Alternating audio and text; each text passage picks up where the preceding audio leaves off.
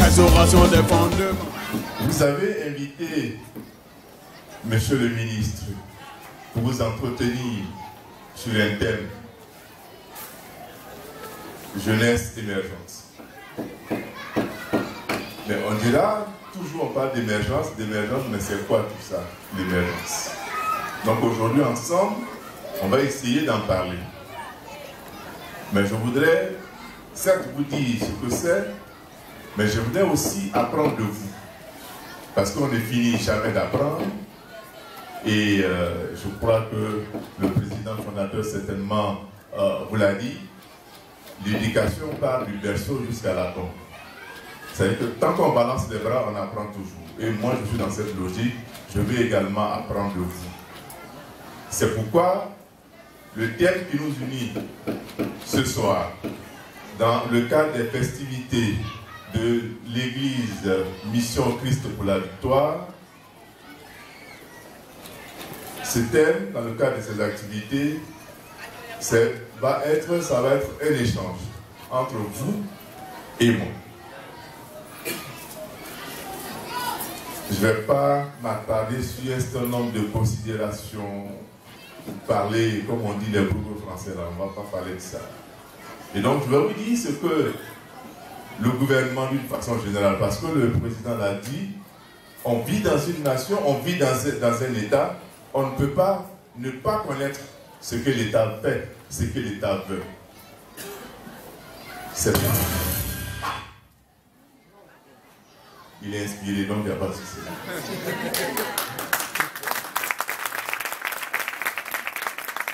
Alors, donc pour notre exposé, je vais faire l'exposé rapidement pour permettre à chacun et à chacune, en tout cas, de poser des questions.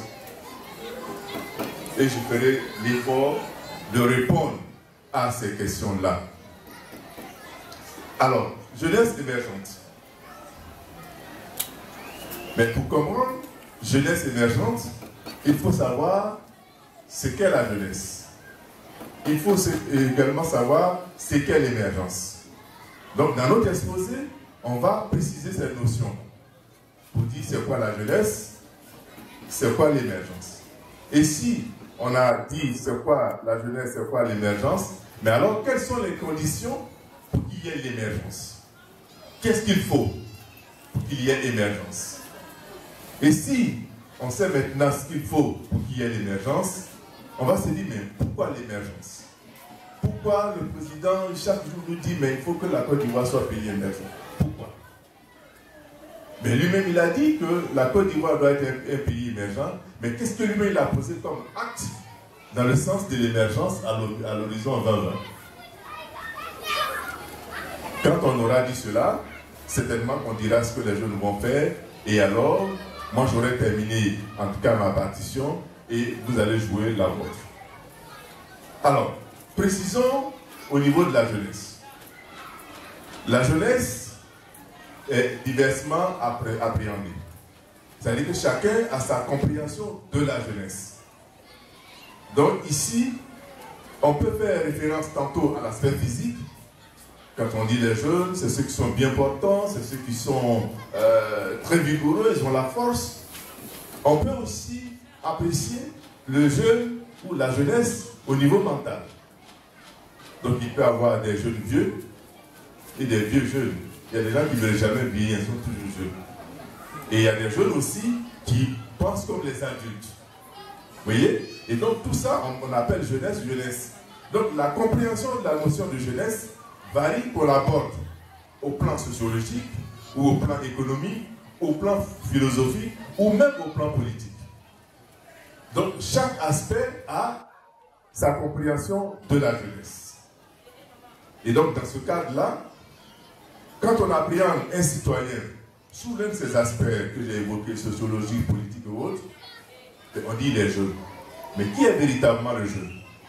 Mais pour répondre alors à cette interrogation, à cette question, qui est véritablement jeune, il faut revenir à la Côte d'Ivoire, ce qu'on appelle le droit. Nous sommes dans une nation organisée, donc il y a des textes qui régissent la Côte d'Ivoire. Donc c'est ce qu'on appelle le droit positif. L'ensemble des lois, des décrets, tous les textes qui régissent la vie en Côte d'Ivoire.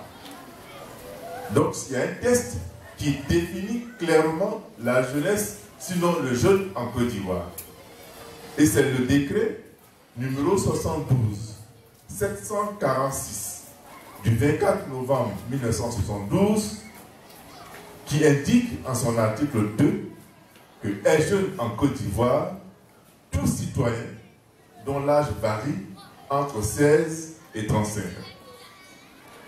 Ça veut dire quand vous avez 16 ans, vous êtes jeune, jusqu'à 35 ans, vous êtes jeune. Donc quand vous avez 15 ans, vous n'êtes pas jeune, quand vous avez 36 ans, vous n'êtes pas jeune. La chance c'est que le père fondateur est encore jeune. Voilà.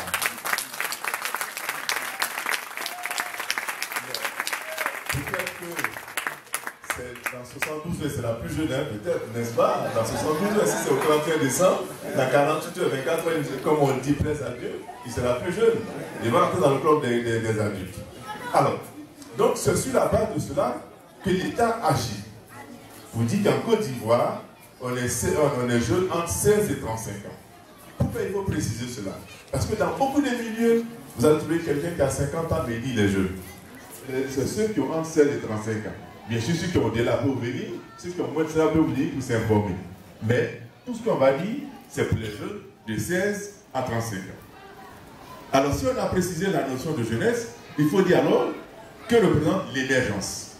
Mais l'émergence, on va partir sur la base du dictionnaire que nous connaissons tous, le petit Robert. Il dit simplement que l'émergence, en fait, c'est la mise en évidence de quelque chose. L'on part de quelque part pour arriver à quelque part d'autre. Donc, il y a une question de dynamique. C'est-à-dire, je pars d'ici, je vais vers le père fondateur, je me suis déplacé. Donc, il y a une progression toute faite, je me suis déplacé. Donc, l'émergence, on part de quelque part pour arriver quelque part. Et donc, il faut comprendre que dans l'émergence, bien sûr, on est caché quelque part, mais on progresse pour apparaître quelque part. Et donc, dans ce cadre-là, c'est le fait pour quelqu'un ou quelque chose de se détacher, de se distinguer et de se faire remarquer. Mais tout ceci, bien sûr, positivement. C'est ça, l'émergence. On part de quelque part. C'est en opposition à, je dirais, l'émergence, parce que émerger, ça veut dire sortir, mais immerger, ça veut dire partir en bas. Donc, il faut qu'on comprenne cela. Et donc, cette émergence-là a été prônée ou est prônée par le chef de l'État.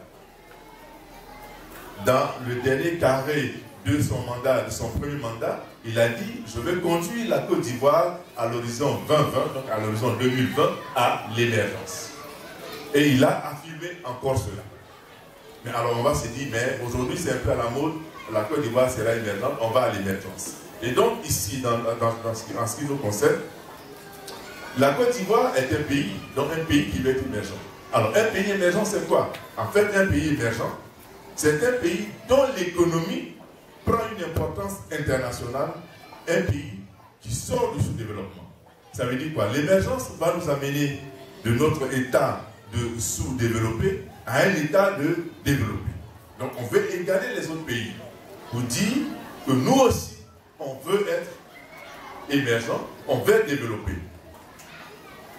Et donc il faut créer bien sûr les conditions de cette émergence-là.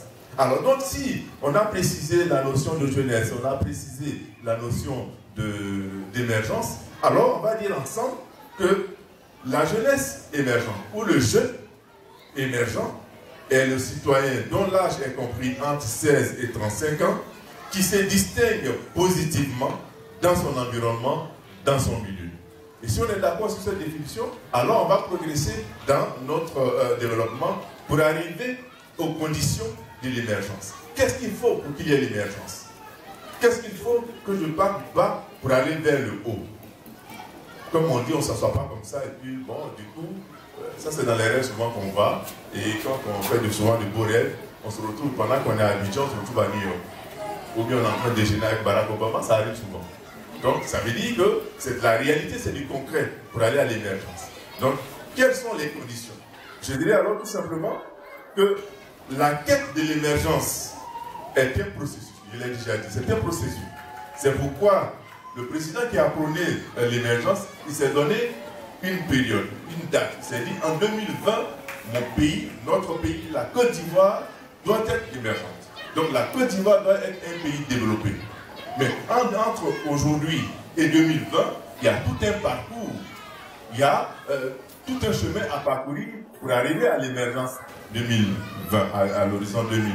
Et donc ici, l'émergence sera alors le résultat de tout combiné. Ça veut dire que tous les éléments doivent être cohérents, tous les éléments doivent se tenir. On doit aller dans tous les domaines pour qu'il y ait le développement. Parce qu'on ne peut pas dire seulement avec l'économie, on va avoir l'émergence. Ce n'est pas possible. On dira, non, on a une bonne société, on ira à l'émergence. Il faut la combinaison de tous les éléments pour qu'il y ait l'émergence. Aujourd'hui, quand on apprécie les pays développés, mais c'est parce que tout simplement, tous ces éléments se tiennent. Quand un vient à faire défaut, alors il n'y a plus de cohérence et l'émergence peut ne pas aller. Vous avez connu des pays qui ont été à un moment donné considérés comme développés, mais pour des raisons, ou bien pour une raison ou une autre, quand un élément a fait défaut, le pays a été rétrogradé. Donc, en Côte d'Ivoire, il faut, si on veut vraiment aller à l'émergence, il faut que tous les compartiments de la société, au plan économique, au plan social, au plan politique, au plan spirituel, soient en tout cas un tout combiné, un tout homogène, qu'il y ait une harmonie pour qu'on tire le pays vers le haut. Et donc, ici, on va aborder alors l'émergence au plan socio-économique. J'ai parlé des conditions, donc au plan socio-économique, au plan politique et au plan spirituel. Ça veut dire quoi? Ça veut dire qu'on va apprécier. On ne pourra pas balayer tout, on ne pourra pas parler de tout, mais je dirais simplement qu'au plan socio-économique, on mettra l'accent sur, au plan social, au plan économique, on mettra l'accent sur la famille. La famille est une cellule importante pour l'éducation du citoyen, je dirais du jeune. Et je crois que le père fondateur vous le dit, on met l'accent sur la famille. Parce que la famille est le premier et le point de départ de l'éducation. C'est vrai qu'on va à l'école. On va à l'école, c'est pour apprendre, permettez, c'est pour apprendre papier. Mais ce qu'on apprend à la maison, c'est le savoir-vivre, le savoir-faire. À la maison, c'est ce qu'on apprend. C'est vrai qu'on va à l'école, parce qu'aujourd'hui, le monde moderne exige qu'on sache des choses, qu'on connaisse des choses. Comme on dit qu'il connaît papier. Mais entre la connaissance du papier et puis ce qui s'est fait dans la vie, il y a souvent un fossé. On peut connaître papier et puis ne rien savoir de la vie. Donc c'est des choses qu'il faut apprendre. Donc pour l'émergence, il faut aller au niveau socio-économique. Donc au niveau de la famille, bien sûr il y a l'école. Pour connaître les choses de la vie au niveau international, en tout cas à tous les niveaux, il faut apprendre papier comme on le dit. Et il y a également qu'au niveau socio-économique, il faut respecter les valeurs. Il y a les valeurs sociales. Il faut respecter ces valeurs-là. Ne point faire de mal, faire la différence entre le bien et le mal, respecter autrui, respecter les aînés, respecter son prochain dans sa diversité. Donc ça rentre sur le plan culturel. Chacun a sa culture. Autant que nous sommes ici, chacun a sa culture. Mais il faut respecter l'autre dans cette culture-là. Lui laisser la possibilité, en tout cas la liberté de pratiquer ce qu'il veut faire. De respecter ce qu'il fait. Et n'avoir aucun complexe à aller quelque part. Moi je suis musulman, croyant, pratiquant. Mais ça ne m'empêche pas de venir à l'église et de venir vous parler. Il n'y a pas d'interdiction, c'est nous-mêmes qui compliquons les choses. Donc moi je suis musulman, pratiquant. Mais je ne suis pas arrivé dans le djihadisme, donc voilà. Alors, donc, au plan socio-économique, il faut toujours arriver à respecter les institutions de la République. On vit dans une République, il faut arriver à respecter les institutions de la République, à respecter les symboles de la République. Si on ne respecte pas ceux qui dirigent le pays, mais ça va être l'anarchie. C'est comme on respecte son père. Si on ne respecte pas son père, on ne respecte pas ses parents, mais à la maison, personne n'a l'autorité encore. Et c'est une famille qui ne peut pas évoluer. Donc c'est pour vous dire qu'on a l'obligation de le faire. Et donc au plan socio-économique, voilà les quelques éléments. Mais écoutez ce qu'on vous dit. Parce que c'est ça. Ne faisons pas de la politique juste parce que, bon, c'est mon cousin, c'est ma tante qui dirige ceci, cela. Non. Celui qui va nous évoluer, nous faire évoluer et faire évoluer le pays, on est là, mais chacun est libre. Il ne doit même pas avoir de parole. Les pays développés, quand ils font les élections, à 17h jusqu'à 18h, quand ils ont fini, à 19h, on a les résultats, il n'y a pas de parole. Or, chez nous, vous comprenez aisément, je ne donne pas l'exemple, mais il y a toujours des palabres, depuis le début jusqu'à la fin. Les affaires de l'État, ce n'est pas les affaires personnelles. Et donc, il faut savoir prendre cela. Il faut savoir dire que ça, c'est les biens de l'État. Si c'est les biens de l'État, ça appartient à nous tous. Parce que c'est les impôts de chacun, on prend de nos parents, ceux qui ne parlent pas de leurs parents, on prend les impôts pour payer. Mais pour mettre cela dans de meilleures conditions pour servir la nation. Donc, il faut savoir le faire. Alors, au plan spirituel, il faut pouvoir respecter ce que dit votre guide. Le pasteur, s'il vous dit que c'est vrai, c'est le pasteur qui l'a dit, c'est vrai. Parce que lui, en contact direct, je dirais, avec le Seigneur, il ne peut pas se tromper parce que c'est donc que c'est le Seigneur qui s'est trompé. C'est vrai que c'est l'être humain, mais sa proximité par la prière, par tout ce qu'il sait de l'Église, alors, ce qu'il dit, en tout cas pour moi, je me dis qu'il ne peut pas se tromper. Il est vrai qu'on dit qu'il n'est pas être humain, mais je dis qu'il se trompe très peu. Et donc, si se trompe très peu, il faut lui faire confiance. Et donc, au niveau spirituel, les jeunes doivent pouvoir écouter les guides religieux, qu'on soit musulman, catholique, tout ce qu'on peut imaginer, qu'on soit chrétien, tout ce qu'on veut, mais il faut respecter leurs paroles. Parce que ceux-là ne peuvent nous enseigner que le bien. Ils ne peuvent nous enseigner que le bien. Je n'ai pas encore bien religieux qui dit allez dans les vrais religieux, pas les pianistes, mais en tout cas les vrais religieux ne peuvent dire faire du bien. Ça c'est clair. Et donc il faut aller dans ce sens-là. Et donc tout ceci, quand on va le faire, bien sûr, on aboutira à l'émergence. Mais l'émergence, je dirais pourquoi l'émergence? Je vais expliquer un peu.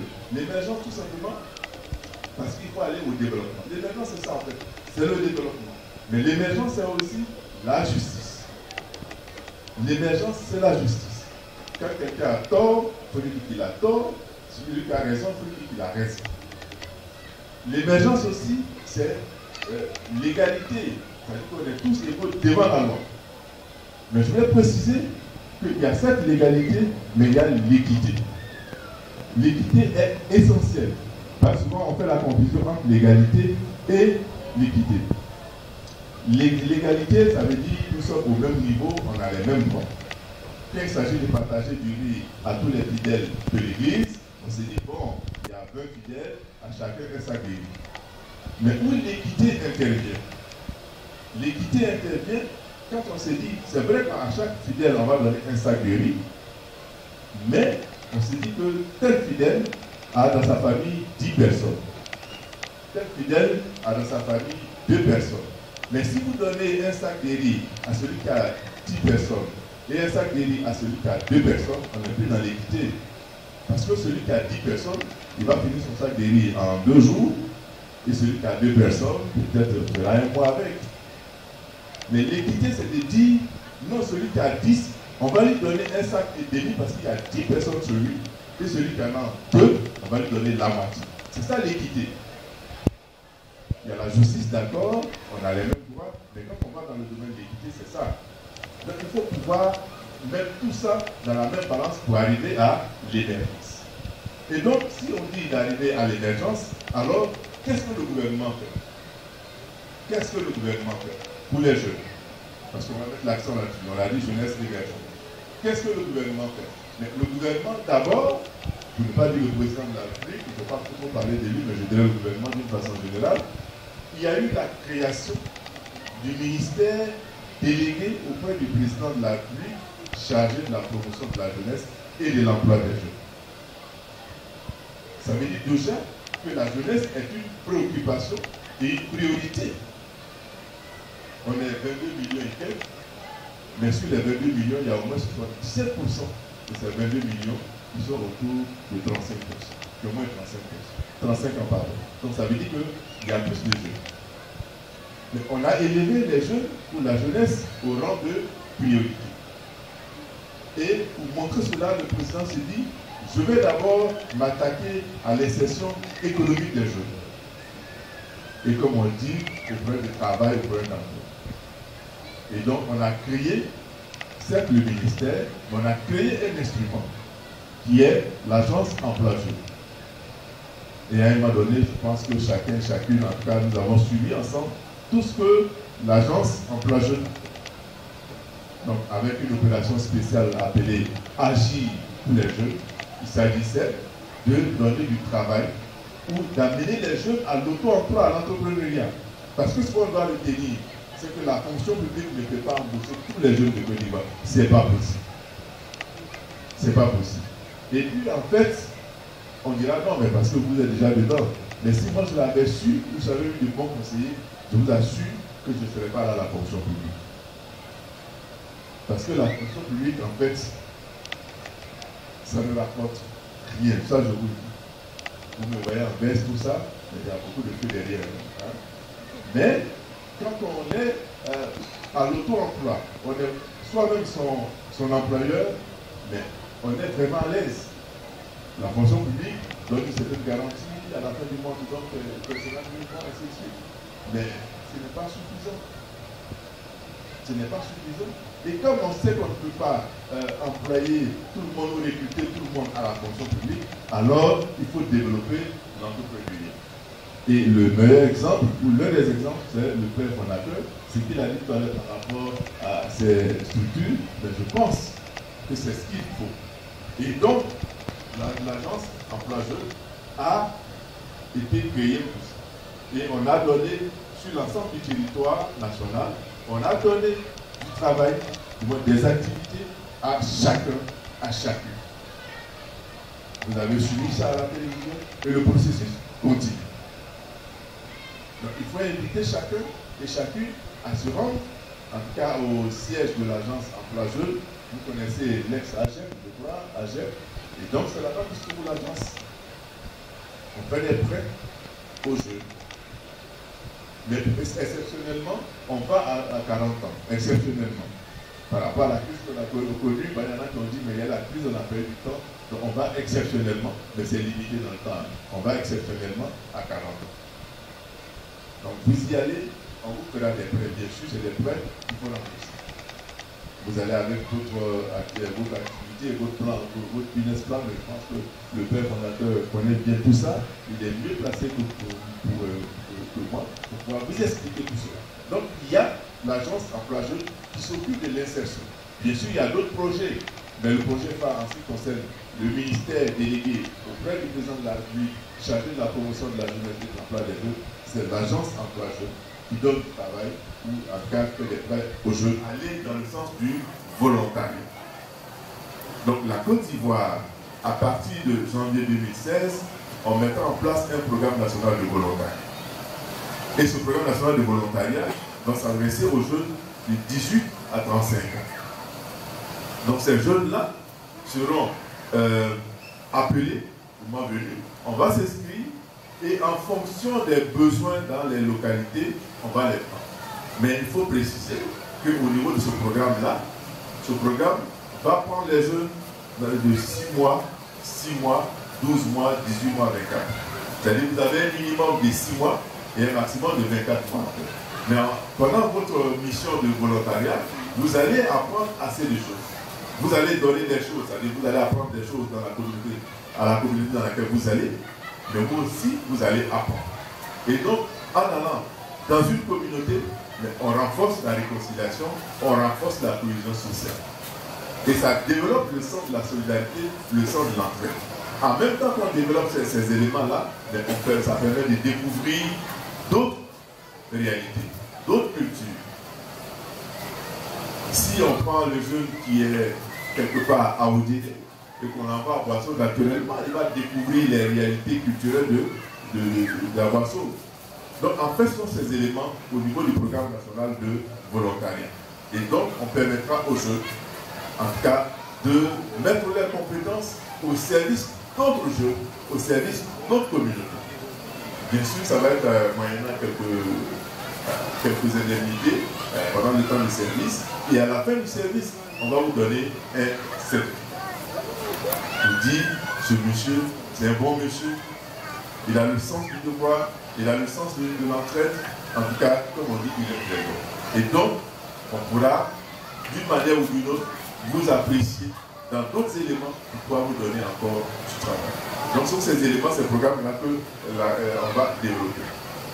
Donc, ça, c'est deux grands programmes. Bien sûr, il y a d'autres programmes qui viendront avec le ministère, mais je vous donne les programmes essentiels.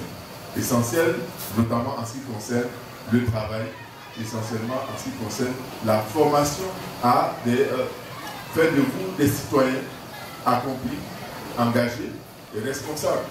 Parce que c'est ça aussi la jeunesse. Et donc si le gouvernement dit « je veux aller à l'émergence à 20 ans », mais il faut revoir toutes les conditions qu'on a indiquées. Et alors, nous, le ministère ou le gouvernement a mis en avant un certain nombre d'actions. Il y a des mesures qui sont en train d'être mises encore pour renforcer cela. Et donc, le gouvernement est en train de jouer sa partie. Il revient aux jeunes maintenant d'adhérer à ce que le gouvernement fait, d'adhérer à ce que le gouvernement dit. C'est pour vous. Mais le jeune doit comprendre que sa place n'est pas au maquis, que sa place n'est pas dans la rue, que sa place est dans la société de façon positive pour contribuer au développement de la Côte d'Ivoire. Et sans les jeunes, on ne peut pas aller à l'émergence. Les jeunes doivent prendre la place qui leur revient dans la société ivoirienne. Les jeunes doivent connaître leur rôle dans l'émergence. Si les jeunes n'ont pas pris conscience, alors on aura échoué quelque part au niveau du ministère. Mais je pense, et je fais confiance aux jeunes de Côte d'Ivoire, pour dire qu'en étant déjà bien encadré spirituellement, on ne peut pas se tromper.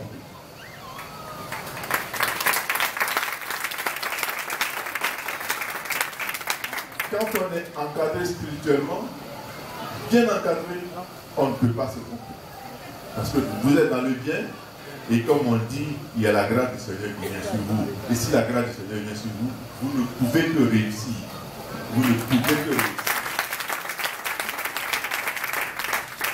Alors, monsieur, je dirais, président fondateur de Mission Christ pour la victoire, voici en quelques mots ce que je pourrais dire aux jeunes, pas à vous, hein, parce que vous, dans 2 jours, vous êtes plus jeunes.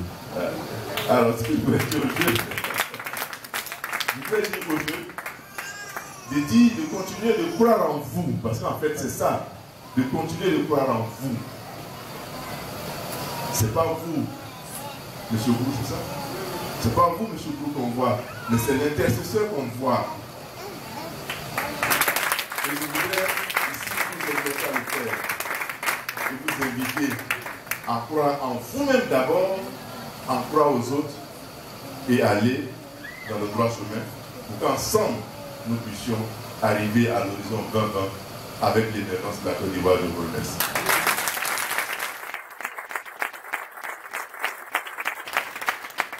Merci, c'est gentil, merci. Alors, il n'y a pas de tabou pour les questions, posez toutes sortes de questions. Voilà. Et je vous répondrai.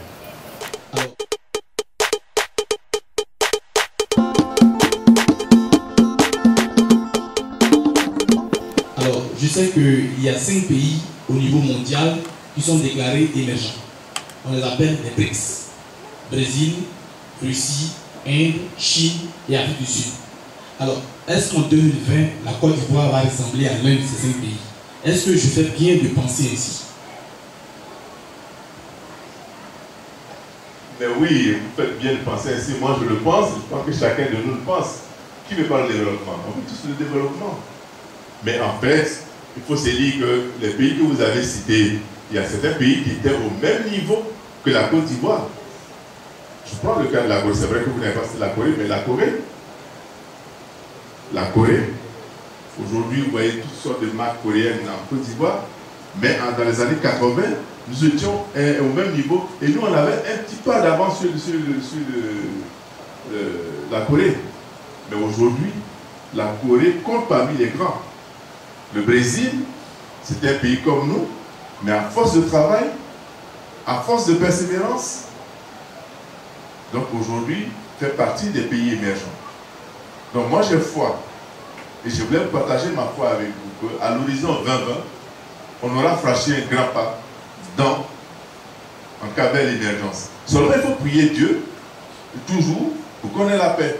On ne peut pas arriver à l'émergence sans la paix. Ça, c'est inévitable. On ne peut pas arriver à l'émergence sans la paix. Il faut alors que chacun, à son niveau, essaie d'entretenir cette paix-là. Et que chacun prenne conscience que l'acte qu'il pose doit aller vers l'émergence, doit concourir à l'émergence. J'ai dit tout à l'heure que l'émergence, c'est un tout prenant, c'est tous les domaines. Ce n'est pas un seul domaine qui fait l'émergence, c'est tous les domaines. Donc chacun doit jouer sa partition. Même si on n'a pas les moyens, mais en parlant simplement à son voisin, vous dire que ce que tu fais n'est pas bien, il faut respecter l'autre. Mais tout ça contourne. Ceux qui ont été dans ces pays émergents-là, mais vous voyez comment les gens se comportent. Je vous donne un seul exemple. Quand vous avez les bandes blanches sur la route, ce qu'on appelle les passages cloutés, l'automobiliste, quand il vous voit à 5 mètres, il s'arrête et il vous laisse passer. Mais combien d'entre nous le font ici? Si on n'a pas insulté ta maman, il faut quitter son lait, casser tes pieds. Vous voyez? Mais l'émergence, ce n'est pas que seulement avoir de l'argent, mais l'émergence, c'est dans le comportement aussi. Et donc, chacun de nous. Et moi, je pense, en tout cas, avec vous, chers amis, dans Mataki, c'est ça? Je pense avec vous que l'émergence est possible à 2020. Mais je dis, la première condition, c'est de pouvoir garder la paix qu'on a commencé depuis quelques années. Il faut garder cette paix. Si on n'a pas la paix, on remet tout à zéro. Et je crois que chacun de nous va œuvrer pour la paix, doit œuvrer pour la paix. Mais je suis optimiste par rapport à la paix quand je me rends compte que je suis aujourd'hui dans la maison du Seigneur. On ne fait pas des bilans dans la maison du Seigneur. Le bon chrétien, le bon musulman, en tout cas celui qui est bon religieux, ne prône jamais, jamais, jamais la guerre. Au contraire, il consolide la paix. Et donc nous, moi en tout cas je suis optimiste, de nature je suis optimiste, et je me dis qu'à 2020, on aura l'émergence, où on aura franchi les 3 quarts, en tout cas des pas, pour arriver à l'émergence. Ayons la paix, on a déjà quelques éléments économiques, ayons la paix sociale, et puis on ira ensemble vers l'émergence. Je suis en tout cas confiant pour l'avenir. Parlons des conditions de l'émergence. Vous avez émis en fait l'image d'une personne qui peut-être en rêve serait avec Barack Obama. Je voudrais vous poser cette question, de savoir, les rêves ne peuvent-ils pas être le début d'un sursaut d'émergence spirituelle pour se matérialiser dans le physique? Telle est ma première préoccupation.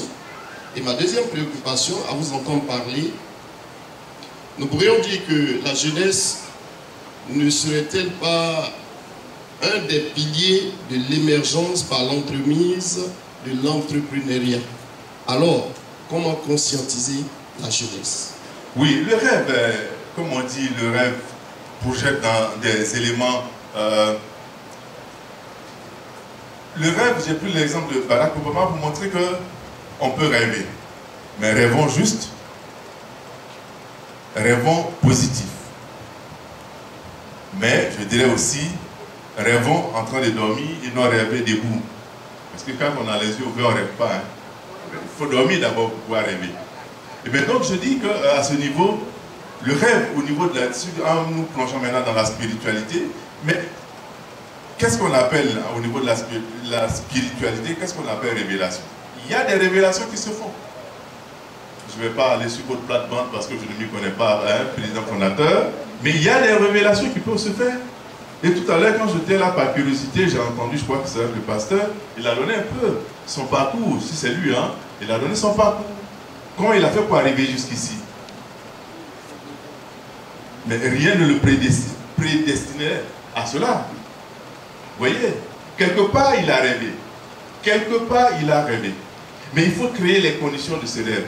Ça peut être ici, ça peut être ailleurs, dans n'importe quel lieu. Le plus important, c'est de rêver et de croire en ce rêve-là. Et il y a cru. Si aujourd'hui il est votre guide, c'est parce qu'il y a cru. Et moi, je voudrais que ce rêve-là, vous le fassiez aussi. Avec vous-même, pour les autres. Quand on rêve, qu'on rêve positif, il n'y a pas de raison que cela ne réussisse pas. Parce que quand vous croyez en vous-même et que vous rêvez, vous dites, moi demain je serai ceci, moi demain je serai cela. Mais j'ai pris le rêve par rapport à Barack Obama, pour dire qu'il faut être réaliste. Il faut voir la réalité en face. Sinon, on se dira, ah, mais demain, moi, je serai en train de prendre un pot avec Barack Obama. C'est notre vœu. Mais ce n'est pas très évident. Non, je suis d'accord avec vous que le rêve, surtout dans la spiritualité, est un bon moteur. Parce que tout simplement, dans la spiritualité, on n'est pas sur le mauvais chemin. On est toujours sur le bon chemin. Et si vous êtes toujours sur le bon chemin, vous ne pouvez que faire des rêves positifs. Et vous n'allez pas penser du mal de quelqu'un. Dans la vie, il ne faut jamais penser du mal de son voisin, de son prochain. Non. Si vous croyez en vous-même et que vous ne pensez du mal de personne, je vous dis, sous le contrôle du pasteur, que personne ne pourra vous atteindre, personne ne pourra en tout cas vous. Ça, j'en suis persuadé. Ça, j'en suis persuadé et je sais de quoi je parle. Donc, votre rêve, on va rêver ensemble. Pourquoi pas? Rêvons ensemble et certainement que le Seigneur se révélera à vous pour qu'au moins dans la spiritualité, vous puissiez émerger pour devenir un fidèle émergent ou émerger pour qu'au moins on puisse aller loin avec l'Église. Alors, les jeunes piliers de l'émergence, c'est ça justement, c'est pour ça qu'on est venu ce soir pour dire que les jeunes sont les piliers ou l'un des piliers de l'émergence. En fait, l'émergence dont parle le gouvernement, ou n'est pas le président de la République, c'est pas pour lui, lui il a déjà fait son émergence. L'émergence là, c'est pour les jeunes. L'émergence là, c'est pour les jeunes. Sinon, il peut se dire, bon, moi je m'en fous, hein, j'ai déjà tout eu, bon, je suis tranquille, et puis il ne se casse plus la tête. Le soir, il mange son riz, et puis il se dort, bon, voilà. Mais il se dit que pour qu'il y ait l'émergence, il faut que ces jeunes-là prennent conscience de leur situation. Il faut que les jeunes sachent que sans eux, il ne peut pas avoir d'émergence. Et lui, il a dit, j'ai constaté que ces jeunes-là n'ont pas de travail. Il faut alors que je mette l'accent sur l'entrepreneuriat. Et j'ai parlé de l'agence. Lui, là, il est en train de jouer sa partition. Mais nous aussi, à nous de l'encourager. Quand j'ai dit nous, je ne suis pas jeune, mais je ne suis pas des jeunes en tout cas. Hein? Donc les jeunes doivent l'encourager. Les jeunes doivent l'encourager. Et donc je me dis que l'entrepreneuriat est un élément, ce n'est pas suffisant, il ne faut pas se leurrer. On parle tout l'ordre du monde, mais si vous n'êtes pas bon citoyen, si vous ne respectez pas les institutions de votre pays, même dans votre cellule familiale, mais votre richesse ne sert à rien. Vous avez des gens qui ont l'argent, comme on le dit, mais qui sont vomis par tout le monde. Vous le savez. Parce qu'ils n'ont aucune considération pour les autres. Ils ne considèrent qu'eux-mêmes et leur argent. Alors qu'il y a des gens qui n'ont rien, comme on le dit, mais qui sont adulés, qui sont aimés. On les fréquente à tout moment, on ne comprend pas. Mais ce monsieur-là, il n'a rien, ou que cette femme-là n'a rien, mais les gens sont toujours chez lui ou que chez elle. Mais tout dépend du comportement. Donc tout ceci pour vous dire que c'est les jeunes eux-mêmes qui doivent prendre conscience de la place, de leur place dans l'émergence. De l'horreur qu'ils doivent jouer dans l'émergence. L'émergence qu'on fait, ce n'est pas pour nous autres encore, mais c'est pour les jeunes. Et c'est parce que ces jeunes-là, demain, seront les adultes et sont ceux-là qui vont diriger la Côte d'Ivoire. Mais il faut des citoyens responsables, engagés, sur tous les plans, pour que la Côte d'Ivoire aille de l'avant. Et on veut, nous, au niveau de la Côte d'Ivoire, être émergent. Quand on dit émergent, c'est quand on prend la sous-région, les pays de la CEDEAO, on est l'un des meilleurs. Je vais avoir le triomphe modeste pour dire qu'on est l'un des meilleurs, sans je dirais qu'on est le meilleur.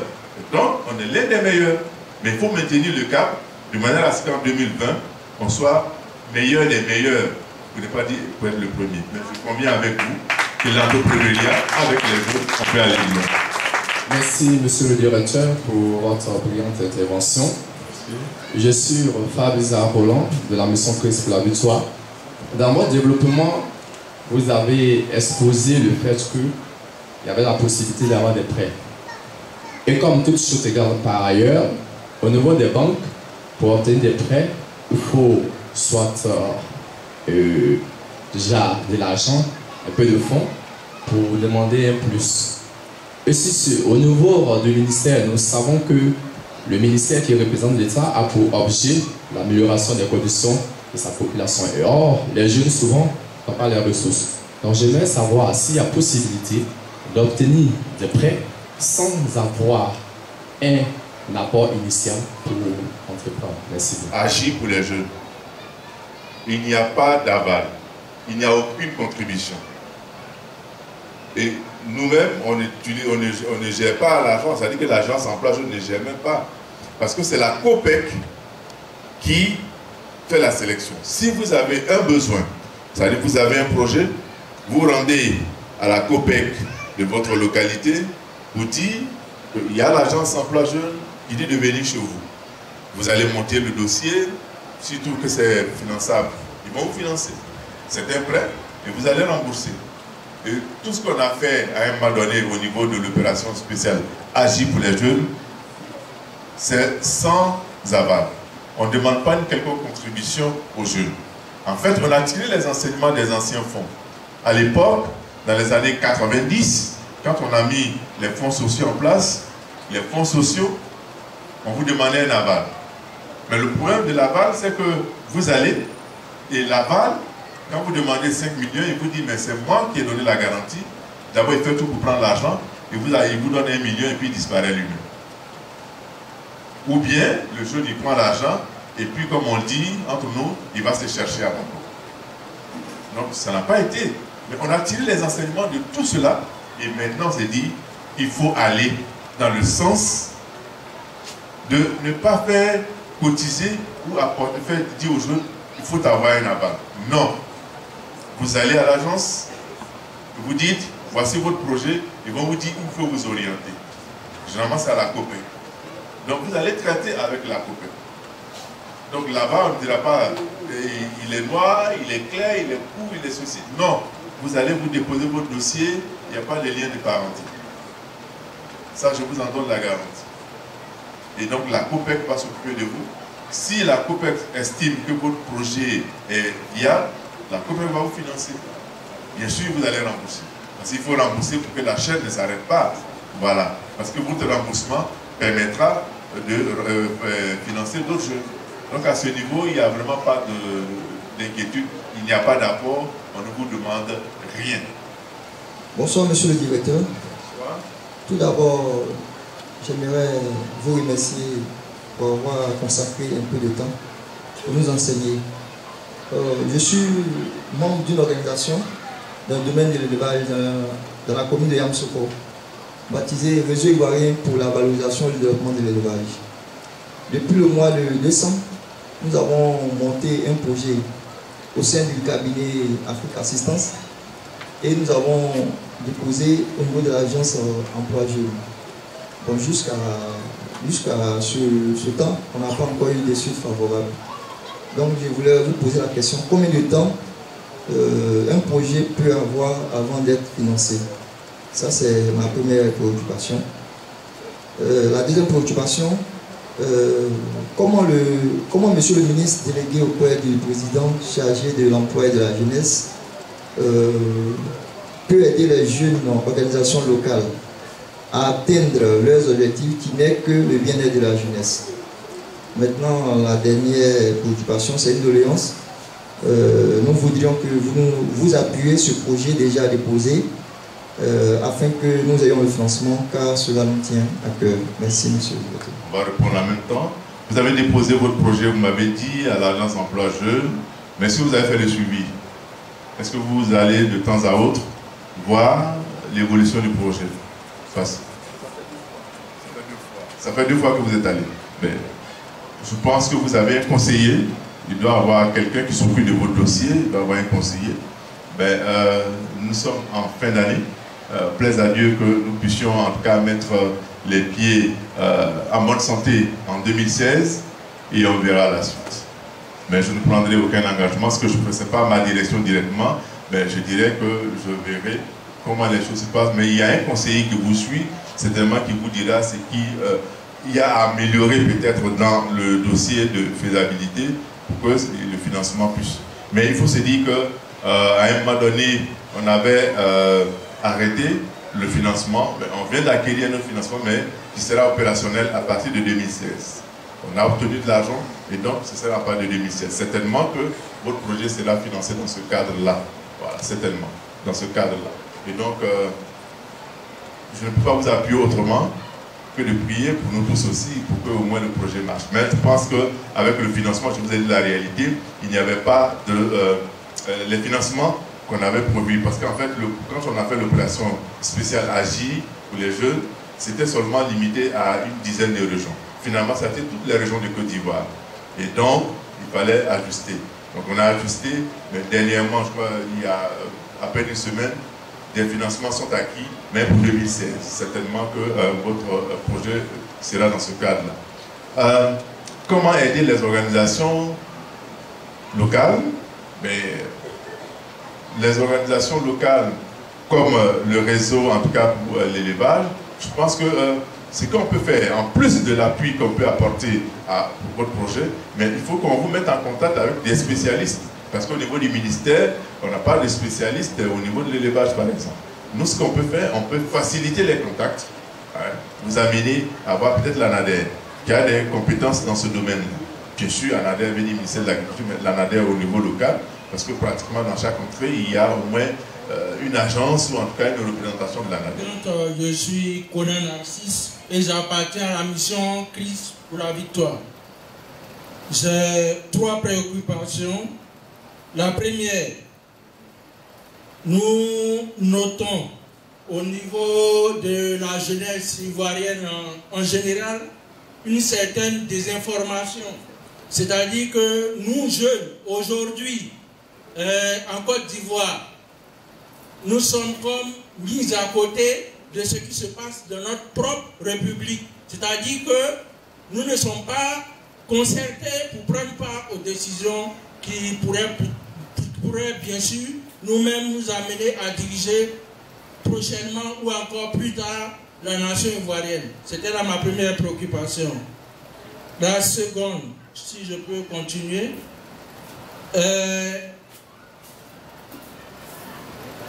je note aussi que selon quelques petites recherches qu'il y a eu à faire, depuis les années 95 jusqu'à 98, il y a comme une caducité des organismes tels que vous avez cité tout à l'heure, l'AGEP. C'est-à-dire que nous jeunes d'aujourd'hui, quand nous sommes à la recherche d'emploi, bien sûr il y a un bon nombre d'entre nous ici qui cherchent un emploi comme moi, quand nous voulons avoir accès à cet organisme, l'AGEP, on a comme l'impression que c'est du flou et qu'il n'y a rien de précis à ce niveau. On nous envoie toujours, on nous retourne du moins vers nous-mêmes et nous n'arrivons pas à saisir les différents points qu'il faut pour pouvoir nous-mêmes avancer et s'intégrer dans le tissu social professionnel, socio-professionnel ivoirien. La dernière préoccupation, c'est que ici à la mission MCV, nous avons un bon nombre d'étudiants qui ont fini comme moi. Je ne suis pas le président de la jeunesse, mais permettez-moi d'emboîter le pas peut-être à celui qui devrait le faire ou bien qui va le faire. Nous avons besoin que vous nous aidiez, sincèrement dit monsieur le directeur. Aidez-nous, jeunes de MCV, parce que comme vous l'avez si bien signifié, nous avons à cœur de vivre notre spiritualité à travers le travail que nous pouvons nous-mêmes faire. C'est-à-dire que exercer notre métier en tant qu'adulte ou personne ayant étudié dans cette République de Côte d'Ivoire et bénéficier, pourquoi pas, des bienfaits qui nous sont alloués. Moi, je vais juste dire que ce que M. Conan Narcisse a dit, ses préoccupations, c'est des réalités. Mais quand vous dites il y a la désinformation, il n'y a pas de concertation. Je suis d'accord par rapport à la désinformation, mais il n'y a peut-être pas de concertation. Mais justement, c'est parce qu'il n'y a pas de concertation que nous essayons d'amener les jeunes à comprendre un certain nombre de choses avec des actions bien précises, ce dont j'ai parlé. Mais on va aller plus loin. Je crois que certains d'entre vous ont entendu parler à un moment donné du Conseil national de la jeunesse de Côte d'Ivoire, le CNJC. Ça fait beaucoup de vagues à un moment donné, mais ça a montré l'enthousiasme, ça a montré l'engouement des jeunes. Mais le Conseil national de la jeunesse vient pour répondre à votre préoccupation. Et je pense que dans le premier trimestre de 2016, on mettra en place le Conseil national de la jeunesse de Côte d'Ivoire, qui est un organe qui fédère toutes les intelligences, qui fédère toutes les organisations de jeunesse en Côte d'Ivoire. Et ça permettra de prendre un interlocuteur, donc d'être un interlocuteur, c'est-à-dire le Conseil national de la jeunesse de Côte d'Ivoire sera l'interlocuteur des pouvoirs publics. Bien sûr, ça ne va pas, je dirais, tuer ou faire disparaître en tout cas les autres organisations, non, mais toutes ces organisations vont se retrouver.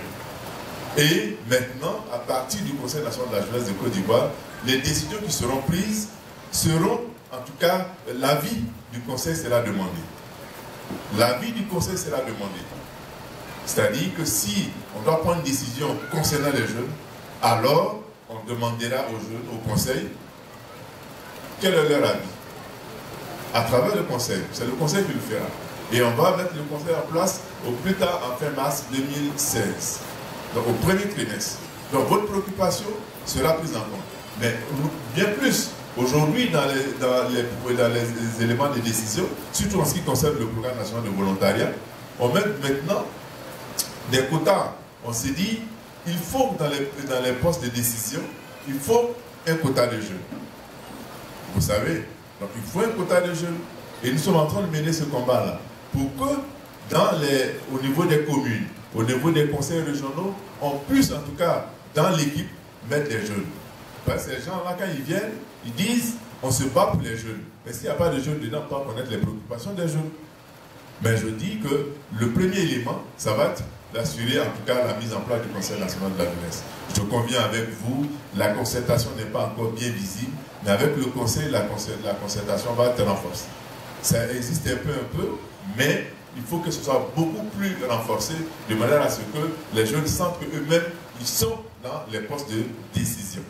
Vous avez parlé de l'AGEP. Je vais indiquer qu'en fait, il n'y a plus d'AGEP. L'AGEP n'existe plus depuis mai de 2015 par rapport en fait à l'agence. Mais c'est depuis juin.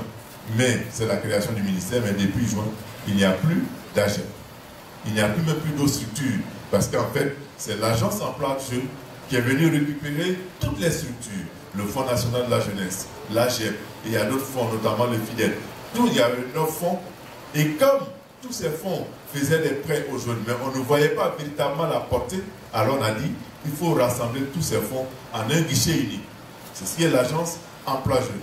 Donc il n'y a plus de flou. Aujourd'hui, vous avez une préoccupation. Je peux vous dire, demain matin, vous allez à l'ex-AGEP, c'est le siège de l'AGEP, vous allez à l'agence emploi jeune. Vous vous renseignez, parce qu'il y a des formations qu'on fait, il y a des formations qualifiantes qu'on fait. C'est-à-dire, on vous forme pour acquérir des compétences, pour avoir de l'expérience dans certains domaines, peut-être dans votre domaine même du travail. Et pour les étudiants, c'est encore bon, parce que vous devez partir pour apprendre quelque chose. Parce que quand l'étudiant va, après sa formation, quand il s'en va, on dit que vous n'avez pas d'expérience. Mais moi, je suis contre cette histoire, vous n'avez pas d'expérience, parce qu'on n'est pas avec l'expérience. Il faut apprendre quelque part, il faut tâtonner. Mais les chefs d'entreprise se disent, ah, il faut avoir de l'expérience. En fait, c'est les gens qui ne veulent pas dépenser dans la formation. Donc, moi, je vous invite, en tout cas, vous et vos camarades, allez vous renseigner auprès de l'agence emploi jeune. Vous allez au siège de l'ex-AGEP et vous allez avoir des informations qui vont prendre en compte vos préoccupations. Vous avez demandé au ministère de vous aider. Ben, je dis que ma présence déjà est le début de l'aide. Sinon, on aurait pu ne pas venir. On aurait pu ne pas venir. Ou le ministre n'aurait même pas répondu à votre courrier. et à plus forte raison, me dit de venir parler en son nom. Et donc, c'est déjà le début. Ce qu'on peut faire, c'est de maintenir le contact. C'est maintenir le contact. Et je pense que moi, en tout cas, en ce qui me concerne, mes portes sont ouvertes. Monsieur Balé peut le certifier. Voilà, il n'a pas eu de difficulté pour me voir. Et c'est comme ça. Donc, je voudrais inviter les jeunes à s'éloigner de tout ce qui peut nuire à leur propre évolution. Si vous éloignez, naturellement, ce qui peut nuire à la société, vous allez vous en éloigner. Et comprenez que vous représentez beaucoup pour les autorités. Vous êtes une priorité et c'est pourquoi on met en place tous les mécanismes pour pouvoir, en tout cas, faire des jeunes responsables, accomplis, engagés. Et donc, je voudrais, en tout cas, vous dire merci. Vous encourager à écouter toujours les bonnes paroles du Père fondateur pour que la mission puisse, que la victoire ait plus de victoire et plus de vie pour que vive la mission de Dieu. Bien aimé, de nouveau, on va fortement applaudir le Seigneur pour la vie de M. Dumondé. En tout cas, qui nous a véritablement donné tous les outils pour attaquer l'année 2016. Quand vous prenez le nom du ministère, on parle du ministère de la promotion de la jeunesse et de l'emploi jeune. C'est-à-dire que la jeunesse n'est pas une fin en soi. Il faut que chaque jeune ait quelque chose à faire. En tout cas, à MCV, c'est vraiment la vision. C'est pourquoi on parle de l'entrepreneuriat. Continuons à l'acclamer, à applaudir le Seigneur pour sa vie.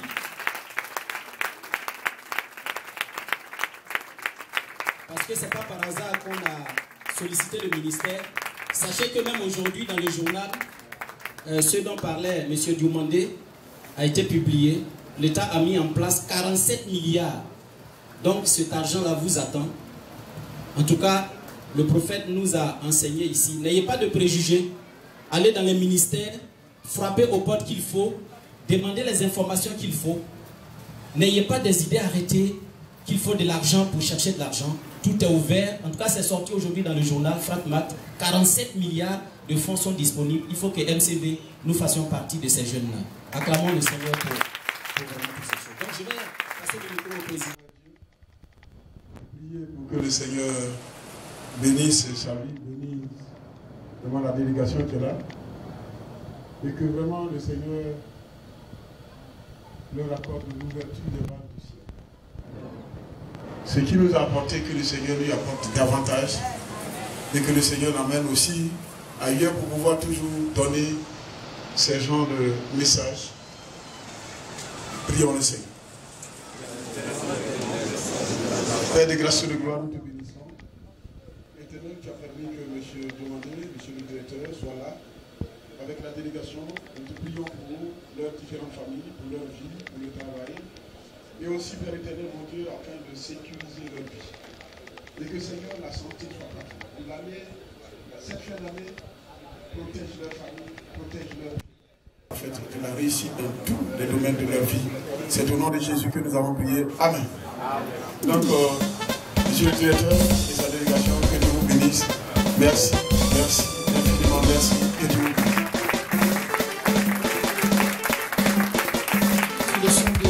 Restauration des fondements. Restauration des fondements. Restauration des fondements. Restauration des fondements.